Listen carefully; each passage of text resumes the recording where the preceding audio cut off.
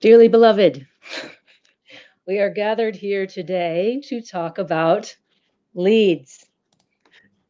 And not just leads in all their glory, but the art of data-driven lead generation. And that goes all the way from planning and pre-sales. How do you pitch your services? How do you tell your audience story? How do you win the business to begin with? To activation. How do you find the right people in companies? How do you target them, engage with them, and package up and deliver the right audience to your clients so that their minds are blown? And finally, speaking of blowing minds, how do you present measurement in a way that both proves your success? You wanted these people, we got these people for you, and here they are once more. And also sets up your clients for success by providing them with actionable next steps. I am your host for today, Nina Interlandi Bell, Partner Success Manager for Bombora Data Co-op and former/recovering demand gen marketer. So as you can imagine, I have a particular interest and history when it comes to lead generation and the tech stack that supports it. Of course, we here at Bombora are the biggest of data nerds, and so we love to see intent and numbers being used at all stages of the journey. But we also recognize that all the data in the world is not going to do a darn thing without smart people doing smart things with it. And that is probably the biggest thing that gets me excited about showing up to my job every day. I think I can speak for the rest of the Data Co-op team, most of whom are present here today, when I say that publishing feels like home to us. We've all lived in this world for a long time, and it's rough out there right now. When was the last time it wasn't rough? Maybe never. Even before AI and Google search, this industry has had to innovate since day one because we believe in information. We believe that journalism matters. And we aren't going to let something like cookies tear us down. That grit and that spirit, that is why we're here today, in addition to leads. So this is where I'm going to cheese out just briefly about all of you who have registered and are here live or are watching the on-demand recording. I see you there. Thank you for showing up for your community. And not just to this webinar today, but every day you show up to your job and say, not today, ChatGPT. We are a community of big brains, big data, and we do not give up. We are here to learn from each other. And even though data is part of that story, the bigger part is what the brilliant publishers that we are working with every day, like yourselves, are doing with that data. We have more webinars planned like this for the rest of the year, and you'll be hearing a lot more from us very soon on all the other ways we are hoping to support and learn from all of you, our community. And now that we're pumped and ready to ride into battle, it's time for a few housekeeping notes before I introduce and pass the mic to our illustrious speaker for today. Number one, of course, yes, this is being recorded. You'll be the first to receive the on-demand link when it's ready. Number two, I'm sure you've noticed the chat box. Feel free to talk amongst yourselves, ask questions. The co-op team is hanging out in addition to other folks from Bombora. But number three, if you have a question for our speaker or anything you see here today, go ahead and pop that into the Q&A box and we'll collect them all to address at the end. Given the quantity of big brains here today, I can almost guarantee that we won't be able to get to all of the questions, but we will do the best we can to try and follow up with you individually if we don't have time to get to your question. And with that, just a few words about this guy over here, or down here, over here. I think he's to my right. And that would be Ross Howard, Director of Insights and Intelligence for Inbox Insight, who have been part of our data co-op for many years now. And as you are about to see, the things they do with data are nothing short of inspiring and sometimes even a little overwhelming. Luckily, Ross is one of those rare people who can do really smart things, but also break it down into manageable steps that make us all feel like we can at least do some of it. I've been in this industry for long enough that I just seem to keep running into him. So it is with great pride and excitement that I finally get to introduce and welcome him to the stage. The spotlight is yours, Ross. Take it away. Thanks, Nina. What an intro. And while you're doing that, I made the mistake of clicking on the people tab and seeing all the smart, incredible people from world, renowned brands. And the imposter syndrome is real. So let's crack on. We're going to talk today about a step-by-step breakdown of how to use intent in your lead gen campaigns for yourselves or clients. And I will intro Bombora as a co-op member, customer, user of theirs. They are a really supportive and incredible partner to go on this data journey with that I'm going to talk you through, as well as providing valuable insights into what's happening in the market and what's happening at, across so many tags and topics that are relevant to our customers. They didn't tell me to say that. I just have been a big fan for a long time, and they really do. They're responsive as well. So my advice for everybody who is in the co-op is talk to them about what you need and what your customers are asking you for. No pressure. Sorry, Benny. Right. Inbox Insight are a demand generation partner and B2B publisher. We are front-loaded with contact data.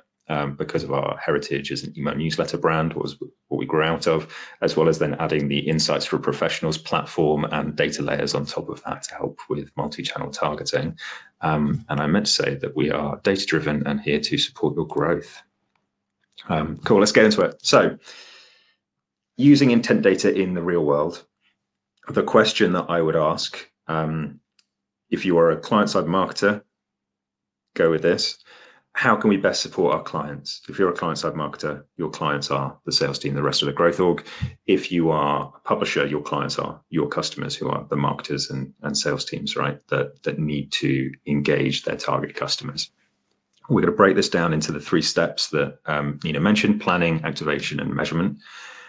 The way that I think about this is it's an ongoing flywheel process. It's not like a linear, you plan, then you activate, then you measure. You should be optimizing across it. But for the sake of good storytelling in the presentation, we're going to go step by step through this. Understanding and reporting on intent trends in the market before a campaign begins really lets you get a measure of what you're intending to do and who you can reach. Activating against them is part, brilliant creative and engagement, and part logistics, like how are you going to pass this data to the right people so that they can generate revenue from it. And then measurement is around reporting that to the rest of the people within your organization to let them know what's working and to come up with a plan of how you can collaborate. Okay, planning. So we are an ABM first company, as lots of B2B marketers are now.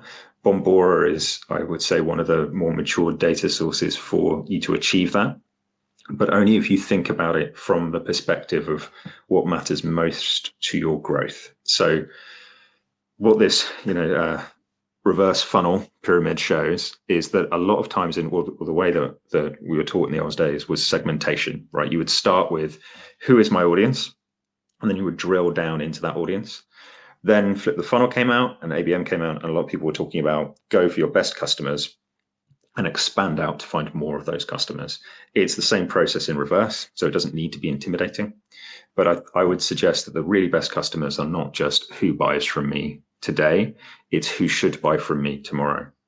And in a lead gen process, you really have the ability to dig into who the best accounts are within your ideal customer profile for you to drive value for the client. So working in partnership with them to understand who is the buying committee or the decision-making personas that matter within that target account, who closes deals fastest, who gives you the larger deal sizes, how is that process run within the organization. These are all qualitative data points that you can take from your CRM and from customer success and sales to understand more about how buyers buy, how the best buyers buy. Working back from those people, you can then understand who has those pain points within the organizations that you care about. So who is most motivated to seek your solution, and that's where intent data comes in. We'll get into that in a minute. From there, we look at other data points like technographic. What do they use already? What do they have installed in their system? Is there anything they can't work with? Geos, industries, and firmographics, so company size or revenue. So all the stuff you would find in the drop-down filters in Bombora is going to be your guide. But there's a layer beyond that, which is really who are we most helpful to? Get that qualitative insight out in the briefing and try and understand what symbolizes that within the data, so that you can target the people that are going to be the best customers. That is going to outweigh that, give you disproportionate value to your client back if you start with the right companies in mind. How do you do that? So I'm going to set some terms which I always find useful to define at the top of an interaction with a client around their go-to-market strategy, which is the total addressable market. Who could they reach within that market, which is the serviceable market? Like, you're not going to sell to everybody you possibly could. Who do you best service? And then more specifically within that, your serviceable obtainable market is a realistic amount of people that you can sell to within the time period, because lead gen campaigns are annual or quarterly, sometimes monthly. You might be doing fast turnarounds for customers. They might want all the leads yesterday, right? But there needs to be an understanding of capacity within their organization, the number of salespeople they have within their organization, the amount of marketing spend that they're going to do over that time period, and being realistic with where they should spend that, so that they don't spread themselves too thin, or that they don't go after enough accounts. All of that should become part of the discussion to understand what their goals are and understand within their audience who they want to attack right now. It's a prioritization game, but having that process in your strategy really helps define something that's measurable as an outcome at the end, and helps you focus on where you're going to win.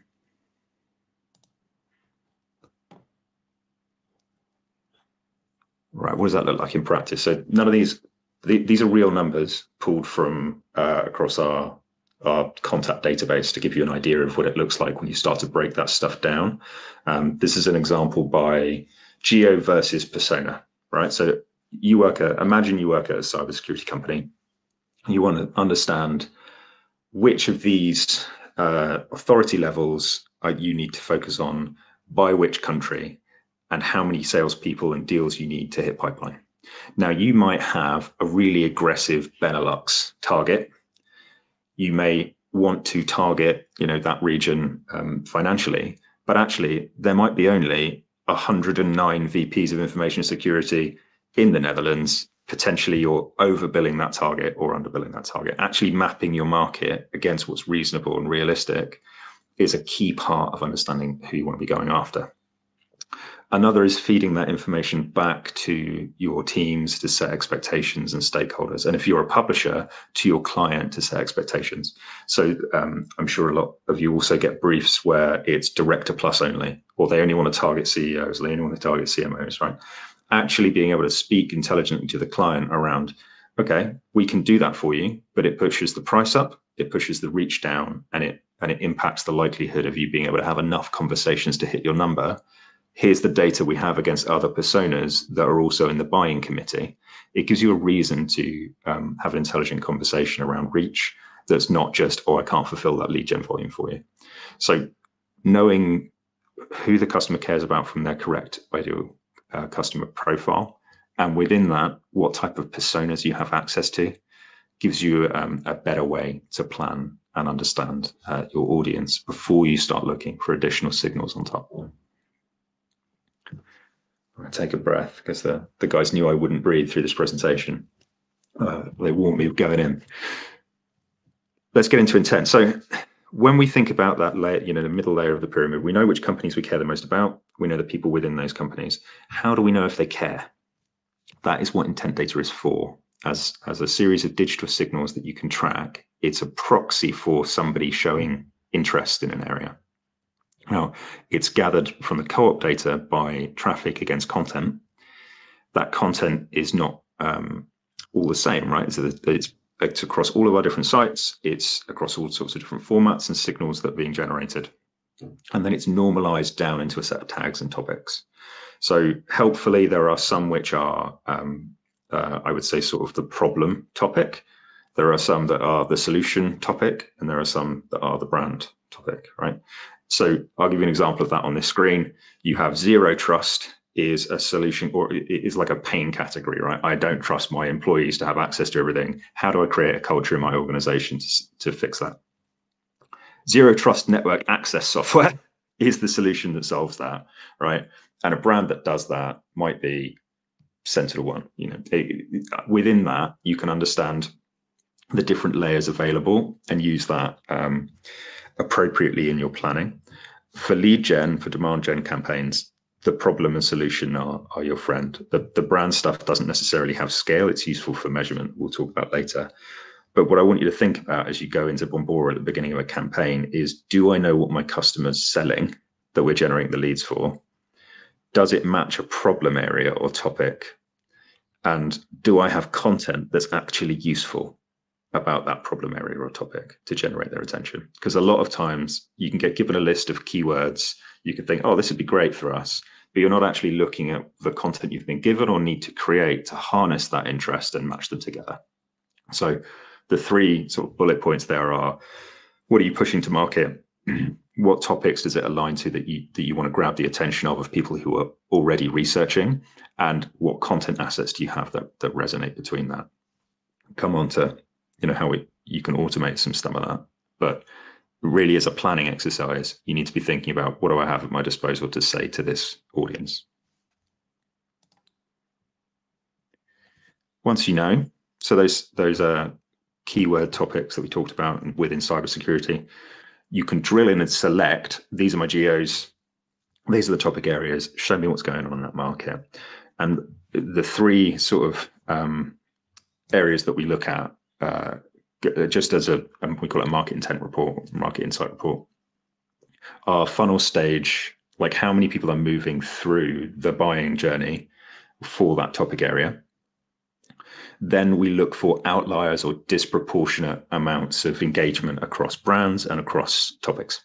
So if you see that there are tons of brands surging for the top topic, that increases your potential reach into that audience. But if you see that huge outlier that's spiking up really fast, that shows a shift in market awareness for that challenge and likelihood of buying signal for that. So we feed all of that into the planning process to get ahead of where the market's going to be and make sure the client has enough content and that the campaign's going to resonate, as well as looking at, when we start planning, okay, let's focus on the middle of the funnel with these case study assets.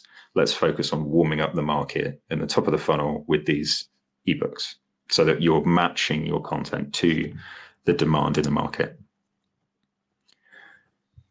But unfortunately, it starts to get a bit complicated when you start, looking at the amount of potential choices that you have in this, and how many different regional markets you may want to target, how many job titles you might want to target, personalizing the content to that.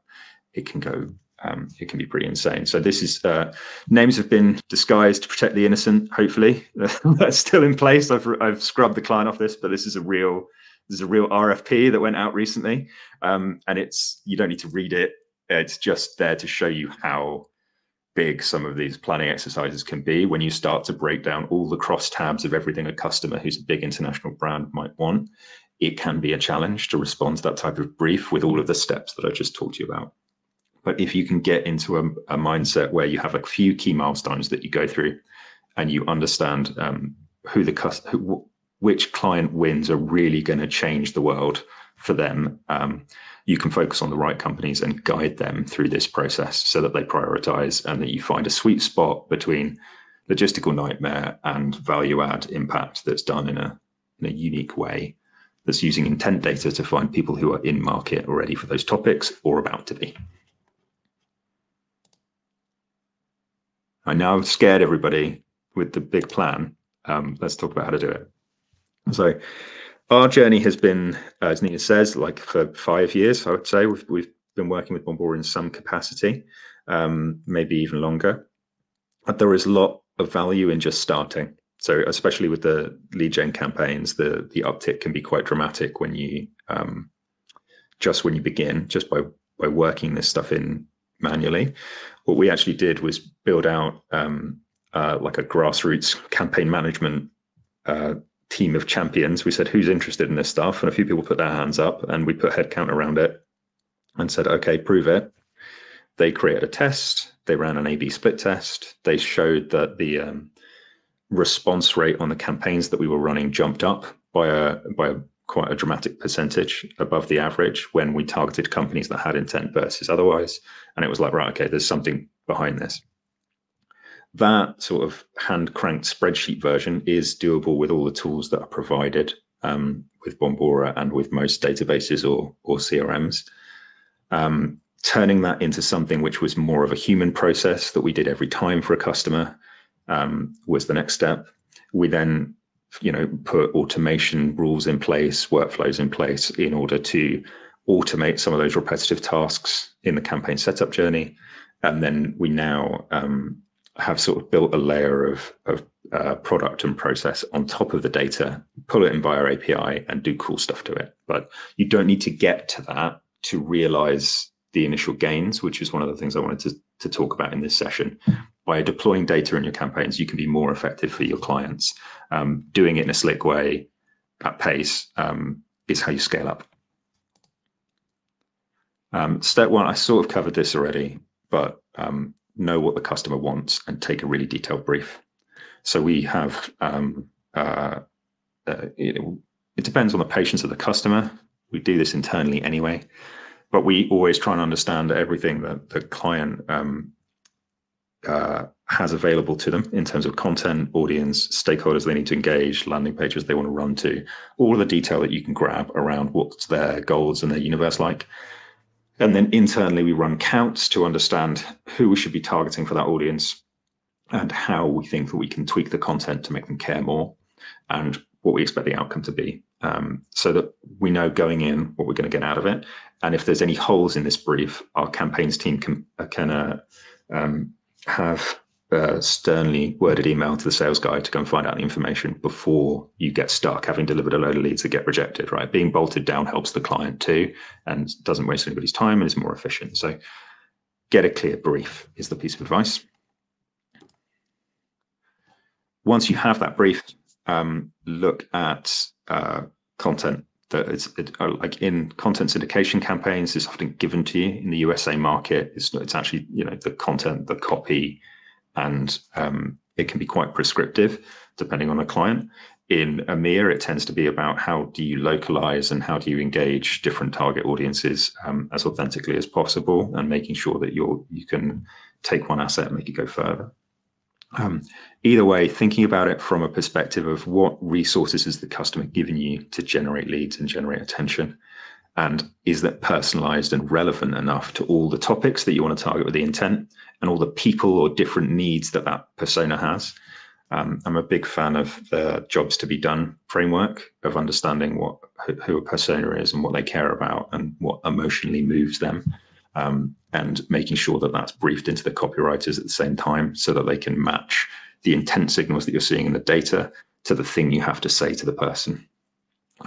Go through a messaging check before you begin. When you've got a good brief and you've got the content ready, then it's about understanding that there's a target account list. So if your client is already running a mature or is set up to run ABM and has a target account list that they've already provided you, there's a ability within the Bombora toolset to upload that list of domains and say, which topics do these accounts care about, right? So that you can, within the list, you can prioritize which companies you want to go for.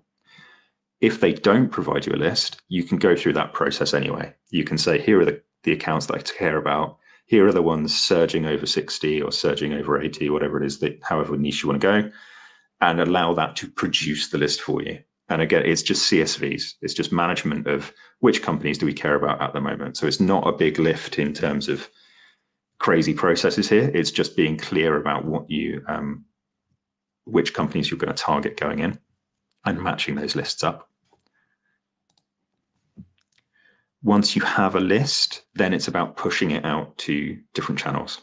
So if you have the company list back that you built in Bombora yourself, so you said, I want to be in the USA and I want to focus on these 6 topic areas, and I want companies over a certain size or what have you. It will provide you that list, and it can be prioritized by account search score for each of those topics with a main topic against it. What do you do with it? You go and check what exists in each of the existing marketing channels that you would be running these campaigns in. So if you have a list of domains in your email database, you can match on domain to people from those companies. A word of warning with email mailing lists is, unless you have a really modern or sophisticated email mailing tool, don't just blap the whole list of people all from the same company to the same email on the same day. You will get blocked. So there needs to be a certain amount of list management and cutting and dicing the data, or working with a tool that does that partitioning and staggered sending for you.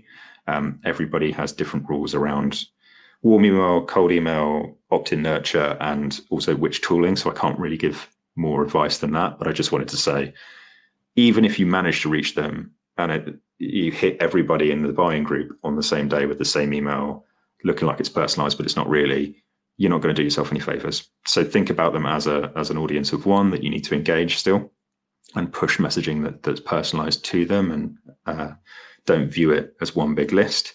But it's still worth doing, right? Because you know that you are reaching people in a channel that they are more likely to engage and convert through as a lead than off of a banner. And you're also doing it to the accounts that matter the most. So staggered sending schedules is my advice there. With the same list management, depending in what type of CRM you're in, you can also set up your telemarketing outreach campaigns, if you do them in-house, in order to do lead gen prospecting and cold calling or SDR campaigns. Most paid social now has the ability to match on company domain name as well. So LinkedIn, I believe Meta, and if not, there are matching tools available to get you there. So again, we're going in with, this company has researched more than average and more recently than they used to this topic area. That's the foundation of the data here. You can then match that to any data point that you need to get an advert in front of somebody. You go into the social platform and add your list in, build your campaign out, and again, specialize, put a naming convention in that tells you who the topics are for, what the audience is, and manage your bids as you would with any paid media team. I don't do, personally at Inbox, we don't do lead gen only paid social on its own. I think it's disproportionately expensive, and the client can run all of the same stuff. So we tend to blend it into programs that you're looking at here, but it is doable in that channel if you are in that channel already. And then you can use the digital ads tool within Bombora to build third-party audiences, and also to match to cookie data and different PMPs. So if you're in display or in programmatic, if you're supply side as well, I've got some publishers that are bigger than us on the call, there are ways to use the real-time tag to target certain companies as they hit the platform. So understanding how you can serve the right creative units to the correct companies and then report that back to the customer is available within the same program. So even if it's not driving the lead gen, it's driving the recognition of the brand that you did the lead gen for, and it's driving the remarketing to those people to increase their awareness and engagement.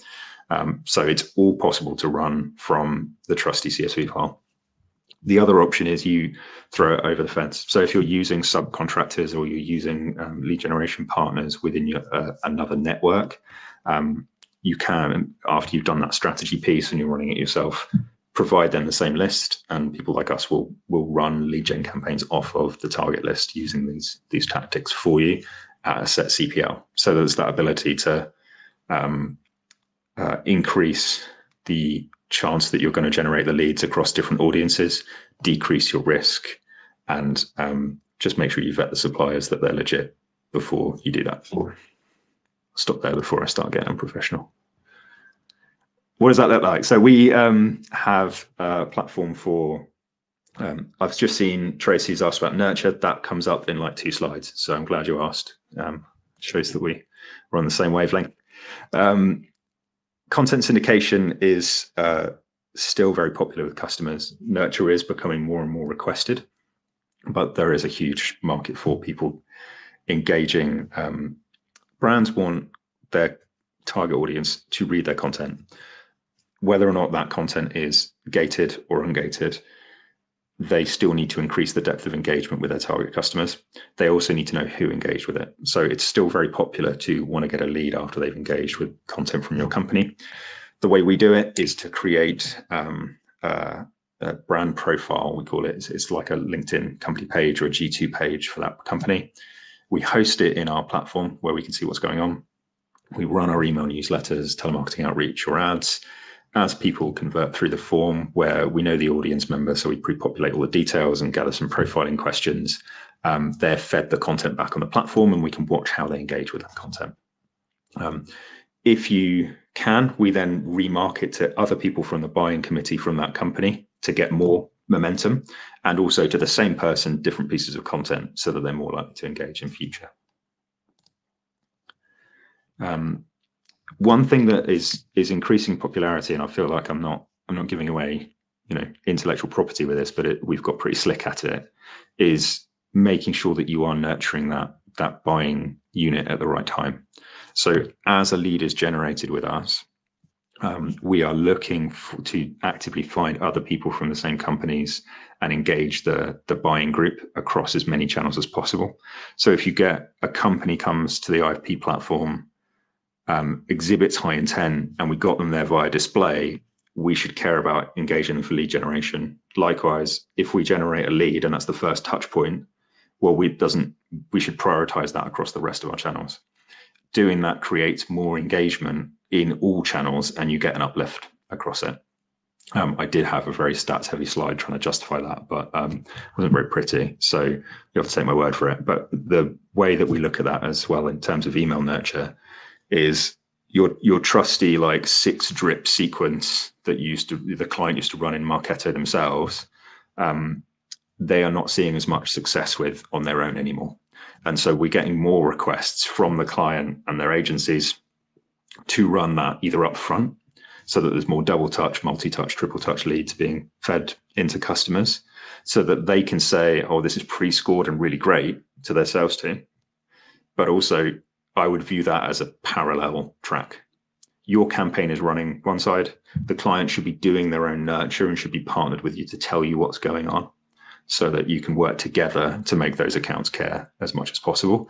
And so you also don't, if you're on the same brief as 10 other publishers, absolutely cane that data and you can still talk about your attribution that you did. So if you're doing nurture on behalf of the customers, making it work is hard. Like, people don't always want to engage with content on our terms. They also like to engage with it in different channels. So using as many channels as you can to them and the other people that work there is going to give you the best chance of justifying that value to the customer. I'm going to go off script. So, right, you've got Bombora. I've talked about how great it is. We also, as this is the slightly Nina, I know this is where Nina squirms a little bit, the do-it-yourself version, right? So you can build this stuff, right? It's clicks on things, it's views on things, it is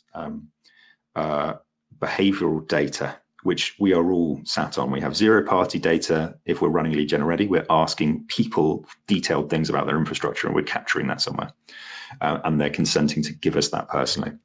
We have first-party data in terms of signups and audiences that we want to engage. We've got second-party partnerships, if you're into that, an ecosystem plays, and then you've got third-party data co-ops like Bombora, where everything's anonymized, but you get more access. Your first-party data, I would split between anonymous visitors and known visitors, and have a look at what you're capturing at the moment. So how many form fills do you get right now? I was speaking to a well-known category lead gen supplier recently, and their product director was telling me about the number of engagements that they get, and the way that they harvest that information is it's right at the point of purchase. It's get a quote forms, which is an incredible amount of energy and intent, but there's not much look back potential. You can't necessarily say that person's going to buy really soon. That's valuable as a lead, but it's not necessarily valuable for a brand campaign because they're already choosing, right? So the conversation needs to be around lookalikes so that they can help predict. Looking at the data that you have in the CRM or within the customer data platform or tracking that you have today of the known leads you sell right now should give you a picture of what you're looking for. You can then partner with Bombora to do this for us. There are others available. There's loads.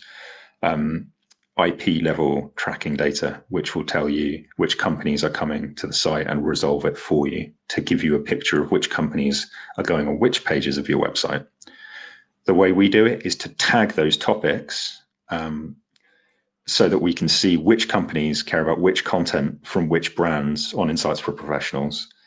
We've got some fancy algorithms that then feed them content automatically on the topics they care about. And we used to tag that content manually, but we now tag that by natural language processing. But again, you can start this stuff off manually. If you have a really good folder structure on your website, and everything that's in IT security is /IT security / the URL, it's still useful intent data. It's still useful knowledge of which companies are going to which sections on the site and which content topics. So I would recommend that you dig around with the teams that you have in place to understand how can we understand which companies go to which content on the website, what's that content about, and start building up your own database, because it's going to help you run more effective campaigns, and it's good practice for you to understand the value that this data can create and build up your intellectual property as publishers as well. And clients can do this too. Like, I've worked with in-house marketers that have this set up as their third-party layer as well. And I've rambled long enough, but that's what it looks like for us. So you can, IFP has articles and blogs written by ourselves, brands and authors and bloggers on the topic. It has mid-funnel white papers, guides, and webinars, and then it has lower funnel buyers guides and company comparison content. And so we rank that by the format of the content. We rank it by the channel that it came to the website on, and we crunch it with machine learning to look at which companies and contacts are most interested in that topic area. And then we validate, we check our own homework, because we're a small website, with everybody else in the co-op, and we say, this is what's happening, but this is what's happening everywhere else, so that we can still give a valid signal to the customer and use it in our own campaigns to get more click-throughs, get better leads. What am I doing for time? All right. Measurements. So proving it worked. You need to, if you are a client-side marketer, you need to show your boss it's working and get sales to trust you.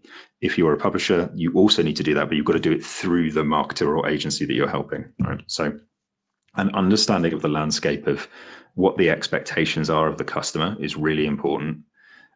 Knowing what a good lead looks like before you begin, and justifying that intent is not a silver bullet, it's an indication of better probability in the casino of sales. You need to be able to deliver that story in a positive way to show that you're creating leading indicators of value. And then have a feedback loop where you can continue to improve as you go. What that looks like, if you don't have these sort of etched into your tattooed on the inside of your eyelids like I do, is campaign performance metrics for brand, website traffic, content engagement, lead gen, the impact to opportunity stage of those leads, and the revenue attribution back. And I won't list off every different metric, and there are others available, but just picking a scorecard that you're comfortable with, that you can show impact with. And if you're on the publisher side, working with agencies or with the client direct, what understanding from them what they track at the moment and how they currently attribute is going to really help you have a valuable conversation about the type of leads that are being delivered.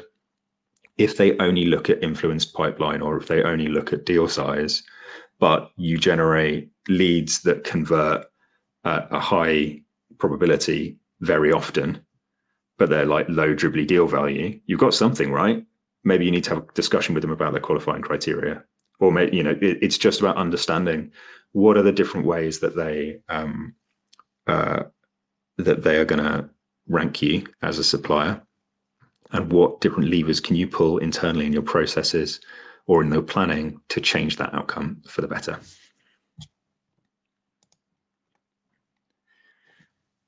Right, talking about brand. So this is pulled from a report that like we gave this to a client in the conversation. I'm not going to tell you which one it was of the two logos on the screen to give a little bit of mystery, but they were very happy. In terms of using Bombora to track intent against that brand to show health over time and share of voice. So you can go in and create a report off of your own sites using the Bombora Insights product or across the whole co-op, and also show the difference, like the audience knows you the most in the market, but not in our audience, or vice versa. You rank really highly in our audience because of all this activity we've been running, but nobody knows you anywhere else. In order to show the value that you're creating on your platform, there are ways to track companies within Bombora against each other over time. Clients love it because it's hard to get hold of that data elsewhere. This slide is about showing the same funnel stages we were talking about before, but I wanted to show this example, even though it's low numbers, because it's about sort of, can you, like we were having a debate this morning, my CEO and I, about if you can genuinely create demand, right? Are you just capturing demand that's in the market and the markets move and people have problems, or can you create demand or generate demand? We both agreed you can. It's just you got to work hard. This slide, I think, again, live example, I've anonymized the client, but what you want to be thinking about is, can you create 0 to 1? Like, can you get a market that isn't engaging with your company or your content or your brand to begin engaging with it? You know, can you take a cohort of accounts, show them the right stuff often enough that they realize they have a problem, and increase the likelihood that those companies care? And the answer to that is yes. It's about telling that story in an intelligent way that is connected to those revenue metrics in real life that the client's also going to care about. But as you start to think about impact from brand and impact from content work, there are other indicators that you're moving the market in a direction. And if you have a client that has a really long sales cycle, using intent like this as a leading indicator of those accounts, it's a really good way to help them justify the marketing dollars that they're spending. The ultimate justification that though has to happen their side, right? They need to look at which ones are progressing within their sales team and which ones are converting into revenue. So there needs to be a certain amount of collaboration. When you're a vendor on the outside, sometimes it can be hard to get the client to completely partner with you and tie it in. Some publishers and partners have CRM integrations and other ways to sort of go in and hijack that for them. Other clients, you can have all the tech in the world and they don't want to put a pixel down for 6 months because of their IT team's policies, right? So you can't rely on gadgets to do this. Really good quality conversations and generating trust is always going to be what I would recommend. Knowing that you fed in a certain number of leads from a company, that company or those leads have been tagged with them campaign source from you, and understanding how to display that to the teams that matter client side or in your quarterly business reviews has been a really big unlock for us. Like talking to the customer about how do you track this? If you generate a lead from me and 2 other publishers, who gets it at the moment? Oh, it's the one that generated the lead first, or it's the one that generated the lead last. Like that can have a huge impact on your rebook. So having an intelligent discussion with them about how they're doing attribution, and if they say we don't do any, then helping them on that journey to show the impact of their lead gen campaigns is going to help both you and them. And I spoke a little bit about this before, but an additional layer on top, this is the sort of wizardry that we've on the top of that flying maturity curve, is that we look at partnering with customers to give them a lead scoring model on top of our campaigns that we run now. So this is Inbox's the demand BI, we call it. It's essentially a scoring model that allows us to tag what are they doing on IFP, what are they doing on Bombora, and what is the buyer persona for this topic area, like how senior are they and what role do they have in decision making, and give the customer some scores that they can go off, and a ever helpful 60 to 100, go for the biggest ones first, right? And it just helps prioritize the that's a really good point, Jeff. partial attribution is something everyone should fight for. I think, like, I'm going to go off topic slightly. This is one of the reasons we did this, is we needed to show that, like, every lead is a good lead, or you wouldn't have sold it to them. Like you want to provide value. So we already screen we already qualify out the bad leads, right? So it's not necessarily about only prioritize this one with a high score, or take my leads, not that other publisher's leads. We're all working together on behalf of a big brand like Dell or HP to move a set of companies to be more aware and to convert at a faster pace over time that adds value. So understanding all of the touches that are happening in a journey is really vital. Summarizing that for clients so they don't get lost in the weeds trying to track it all, we found to be equally vital. Like, if you've got loads of data but you can't actually do anything with it, or you lose the room when you begin talking about it, which is, you can probably tell 45 minutes in I do, then there needs to be a way for you to simply direct the team's attention. And so the Bombora Surge score, or this type of scoring, is a way to do that, right? One thing that I'm seeing coming up in the industry on top of that is like next best action. The so what of it all. Like, okay, I have the score. I know this lead's the best lead. What should I do to it? Which is going to change client by client, their content and their resources. But from the publisher side, clients want help with this stuff. They want to be shown who the best leads are and how to work them and how to get that nurture up. And if you have data points like this lead is most interested in this topic, it can help them do that. And that is the same stuff, but broken down by individual lead. So one of the things that, again, we've got the company level stuff in Bombora, but as you begin to run lead gen programs for your clients, you are uncovering the detail about those buying journeys. You're digging into the one-by-one approach. So don't be afraid to help you deep dive into accounts that have the highest account surge, call out the job titles, call out the value that you've created, and direct their attention and partner with them to work on that follow-up process. And that being said, all of that needs to result in customers being more successful. So we work with GP. They've recently published that they get 12% higher conversion to SQL, which for their pipeline and for their revenue is amazing, but they wouldn't share the number. So the stat that went up was the middle of the funnel, if you like. But that opportunity generation, if you're in Salesforce, or deals if you're in HubSpot, whatever it is, get into the customer CRM with them and understand what impact are you having to uptick those numbers when you use intent versus don't use intent. And they'll quickly see the value of the touches that your publishing platform is having on the content. And if you can equate that to how much it's moving their pipeline, they will thank you for it. Nina, back to you in the studio. Well, that was awesome. Thank you for that, Ross. Both for the time that you put into developing that excellent content, and also for just being willing to share a bit of your secret sauce with all of us.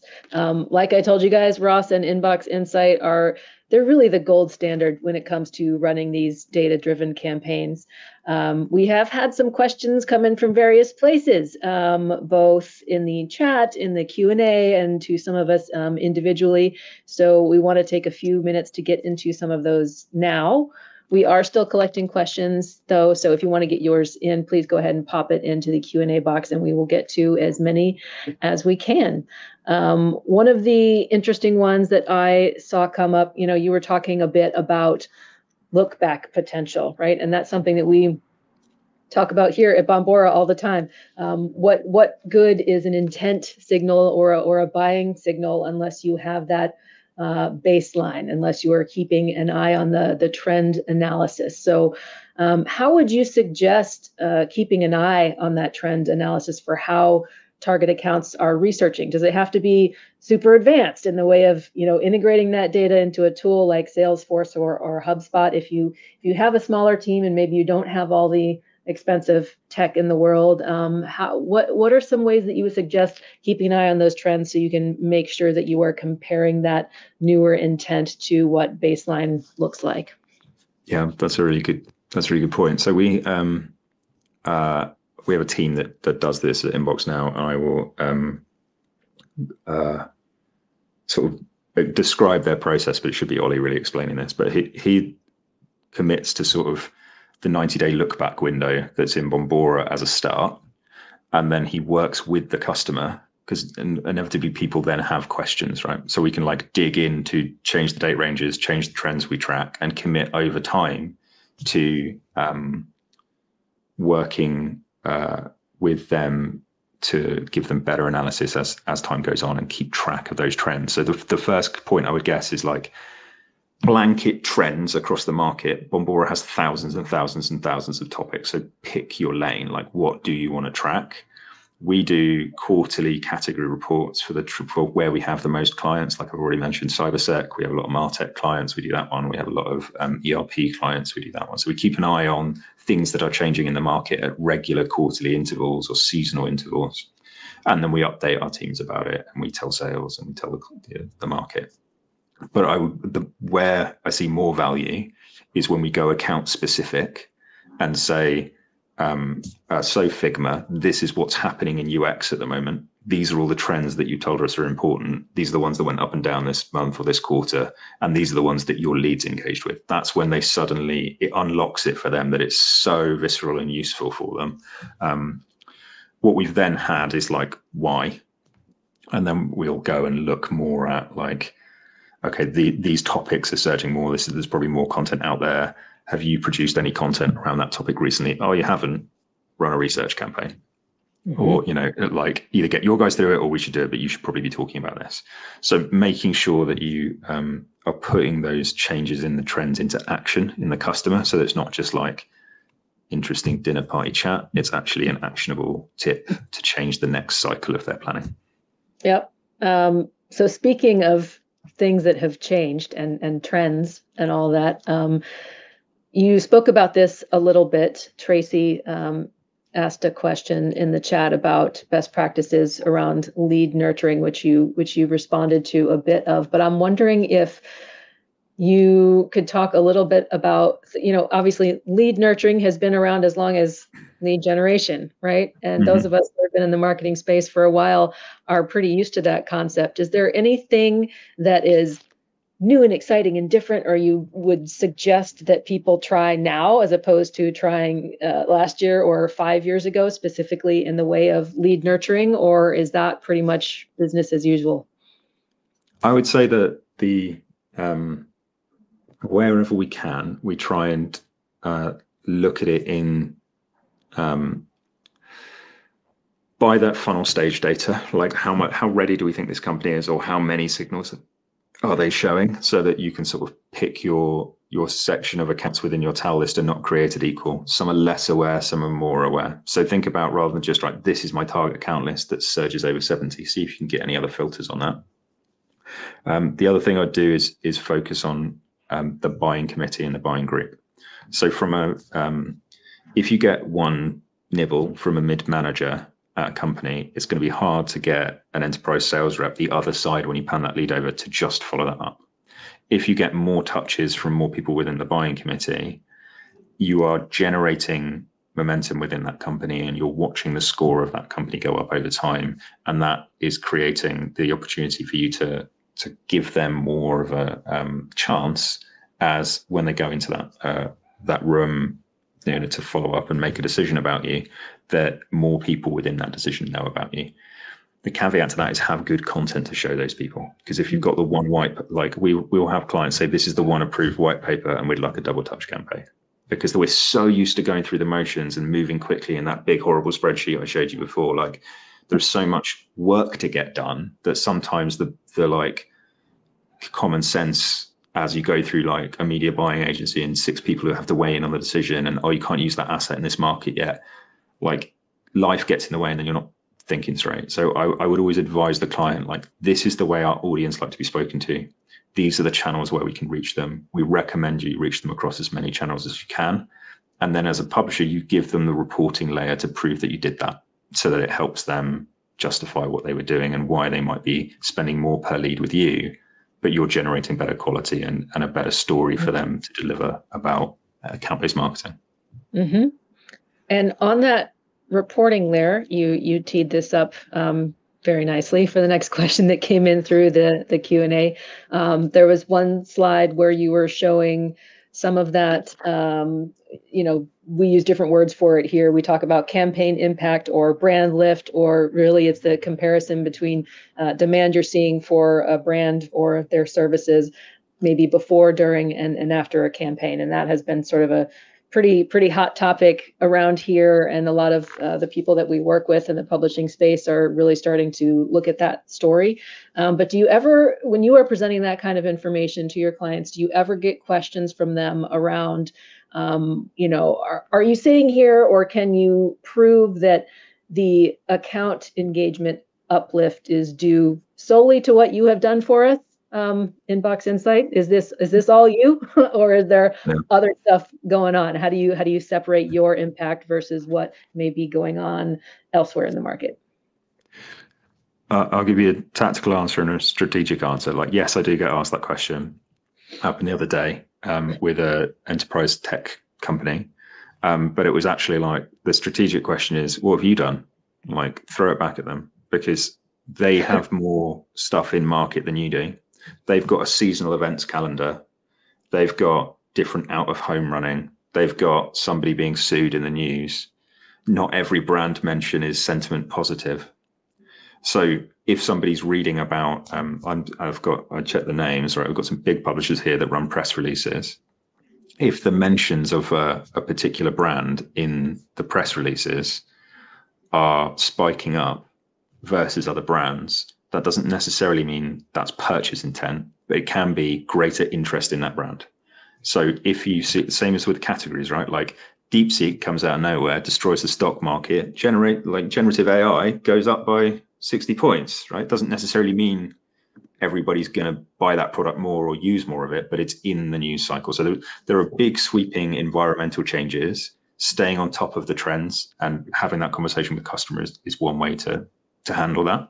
Knowing what other things they're doing in other channels and basing your planning around that is also helpful. Like, that's the tactical answer, is like, we were a component in this. You spent these many dollars. This is what changed on the audience that comes to my publishing site. It is now more interested than it was 6 weeks ago about this topic area, and you were the one pushing this campaign. It's highly likely that we had an impact on this. But if you also went to Salesforce's event, and you had a stand and you pushed a big release, that we should compound that by trying to use examples in our content and drive more demand, or remarket to the companies that visited your trade show booth. Like, work with the customer is the theme, I think, of this presentation, because they want good leads just as much as you want to sell them. I would double thumbs up that comment. We're all in this together. And I think we're going to have to stop there. I do have more questions sitting here, but since we're 2 minutes to when we're all going to be cut off here. Thank you again, Ross, for letting us all into your brain for a bit of time today. And thanks again to everyone for being here and being part of our community. I hope you found a couple of takeaways to start implementing yourselves. But if you have follow-up ideas, please reach out. If we didn't get a chance to answer your question, we or Ross will follow up individually, and you will be hearing from us. So go keep doing great things. We will see you all again soon. Thank you, everybody. Take care. Bye.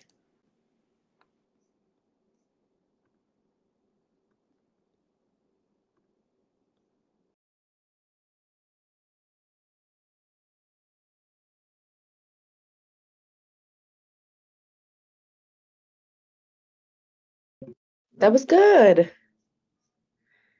Here, I'll make you.